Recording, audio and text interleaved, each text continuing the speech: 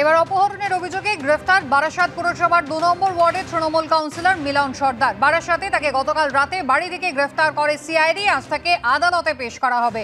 সমীরণ পাল আমাদের প্রতিনিধি সরাসরি রয়েছেন আমাদের সঙ্গে। সমীরণ, কি অভিযোগ মিলন সর্দারের বিরুদ্ধে এবং সিআইডি কে আজ তাকে নিজেদের হেফাজতে চাইবে?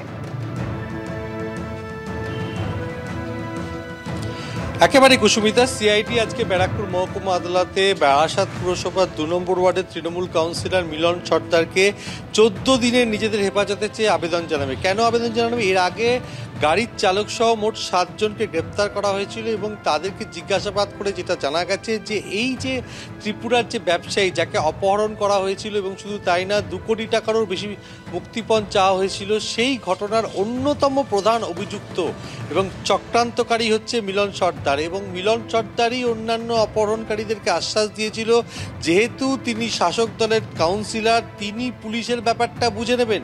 আর এই যারা গ্রেপ্তার হয়েছে যে ৭ জন, তাদের মধ্যে হচ্ছে সোমনাথ সমাদ্দার। ২০১৩ সালে নিউ টাউন থানায় কর্মরত ছিলেন কনস্টেবল হিসাবে, তার চাকরি চলে যায় এবং তারপরেই এই রকম অপরাধের সঙ্গে সে জড়িয়ে পড়েছিল। শুধু তাই না, ২০২২ এবং ২০২৩ পরপর ২ বছর ত্রিপুরার এই একই ব্যবসায়ীকে তারা অপহরণ করে এবং ২ দফায় মোট ৯ কোটি ২৫ লক্ষ টাকারও বেশি মুক্তিপণ আদায় করেছিল মিলন সর্দাররা। আর এই প্রধান চক্রান্তকারী ছিল মিলন সর্দার। এর আগে যখন তাকে অপহরণ করা হয়েছিল, দত্তপুকুরের একটি বাগান বাড়িতে লুকিয়ে রাখা ছিল। এই যে সম্প্রতি যে অপহরণ করা হয়েছিল, যে খড়দার যে অভিজাত আবাসন থেকে রাত্রিবেলা গাড়িতে করে তাকে তুলে নিয়ে আসা হয় এবং তারপরে তাকে নিয়ে আসা হয় বারাসাতের যশোর রোডের ধারে একটি অভিজাত আবাসনের ফ্ল্যাটে। সেখানে তাকে রীতিমতো মারধর করা হয়। অভিযোগ পেয়ে সিআইডি গোপন সূত্রে খবর পেয়ে এই ৭ জনকে গ্রেপ্তার করে এবং ব্যবসায়ীকে উদ্ধার করে। তদন্তে নেমে জানা যায় যে মিলন সর্দারই গোটা ঘটনার অন্যতম মাস্টার মাইন্ড এবং এর আগে যে ২ বার অপহরণ করা হয়েছিল, সেই অপহরণের মুক্তিপণের টাকায় মিলন সর্দার ফুলে ফেপে উঠেছিল গত কয়েক বছরে। নিবেদিতা পল্লী, দ্বিজহরিদাস কলোনি, পালপাকুড়িয়া, এই সমস্ত জায়গায় তার একাধিক সম্পত্তি তৈরি হয়েছে। অর্থাৎ যেভাবে অপরাধের সঙ্গে মিলন সর্দার যুক্ত হয়েছিল জনপ্রতিনিধি হওয়া সত্ত্বেও, এবং সেই কোটি কোটি টাকায় সে বিভিন্ন সম্পত্তিও গত কয়েক বছরে করেছে, অর্থাৎ ফুলে ফেপে উঠেছিল। সেই মিলন সর্দার গতকাল গ্রেপ্তার হওয়ার পর অস্বস্তিতে পড়ে জেলা তৃণমূল নেতৃত্ব। বারাসাত সাংগঠনিক জেলা সভাপতি কাকলি ঘোষ দস্তিদার তাকে বহিষ্কারের সিদ্ধান্ত নিয়েছেন। আজকে বিরোধীরা তার কাউন্সিলর পদ খারিজ করার দাবিতে তারা পুর প্রধানের সঙ্গে দেখা করবেন, এমনটাই সিদ্ধান্ত নিয়েছেন বিরোধীরা। এই মিলন সর্দারের কীর্তি সামনে আসায় প্রত্যেকে হতবাক যে একজন ব্যবসায়ীকে দফায় দফায় অপহরণ, আর এই অপহরণের অন্যতম প্রধান চক্রান্তকারী মিলন সর্দার এবং এর সঙ্গে আরও ২-৩ জন যুক্ত বলে তদন্তকারীরা জানতে পেরেছে। এবং সিআইডি যেটা জানাচ্ছে যে যারা এর আগে ৭ জন গ্রেপ্তার হয়েছিল তারা সিআইডি হেফাজতে ছিল। জিজ্ঞাসাবাদে মিলন সর্দার সম্পর্কে তারা গুরুত্বপূর্ণ তথ্য দিয়েছে, আর সেই তথ্যের ভিত্তিতেই মিলন সর্দারকে গতকাল রাতে তার বাড়ি থেকে গ্রেপ্তার করা হয়েছে। কুসুমিতা। সমীরণ, ধন্যবাদ। আর এই নিয়ে ইতিমধ্যেই বিরোধীরা তারা সমালোচনায় সরব হয়েছেন। কি বললেন বিজেপি নেতা দিলীপ ঘোষ এবং সিপিএম নেতা সুজন চক্রবর্তী, শোনাবো। এই কাজ যদি সিবিআই করতো তাহলে কেন্দ্রের বিরুদ্ধে আওয়াজ উঠে যেত যে আমাদের পার্টির লোকেদের হ্যারাস করছে।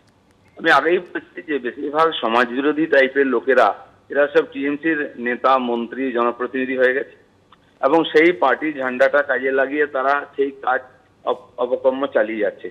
একাধিক ঘটনা ঘটেছে, খুন, ধর্ষণ, এই ধরনের রাহাজানি বা কিডন্যাপিং যত হচ্ছে, হয় ডাইরেক্টলি তাদের নেতারা ইনভলভ হচ্ছে, নাহলে তাদের সমস্ত পিট্টুরা ইনভলভ আছে। তাই এগুলো বন্ধ হচ্ছে না। এই ৫০,০০০ কাছাকাছি এই ধরনের যে কেস যেগুলো এই সরকার আসার পরে হয়েছে, তার একটাও সমাধান হয়নি। খুঁজতে গেলে দেখা যাচ্ছে তাদের লোকেরাই যুক্ত, সে পক্ষ থেকে আরম্ভ করে খুন, ধর্ষণ সবকিছুতে। তাই এই অপকর্ম করছে, তাদের সাহস বেড়ে যাচ্ছে।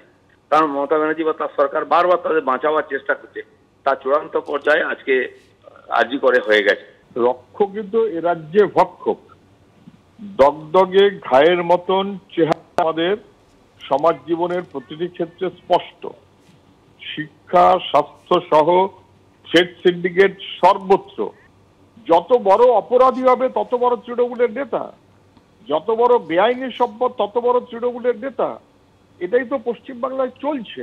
ভবানীপুর থানায় গিয়ে আসামি ছাড়িয়ে শুরু করেছিলেন মুখ্যমন্ত্রী।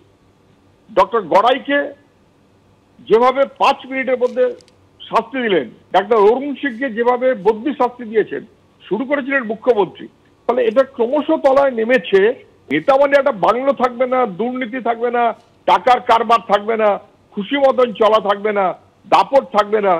গোটা রাজনীতির, সমাজনীতির মানেটা তৃণমূল বদলে দিয়েছে। এই অপরাধীরাই আজকে নেতা। দল কিন্তু কাউন্সিলরকে বহিষ্কারের সিদ্ধান্ত নিয়েছে, এমনটাই জানিয়েছেন বারাসাতের তৃণমূল সাংসদ কাকলি ঘোষ দস্তিদার। দল বিরোধী কার্যকলাপের জন্য এবং যে কারণে ওকে গ্রেপ্তার করা হয়েছে সবকিছু মিলিয়ে ওকে দল থেকে তাড়িয়ে দেওয়া হলো, তার মানে এক্সপেল করা হলো। All India Trinamool Congress has expelled this councillor.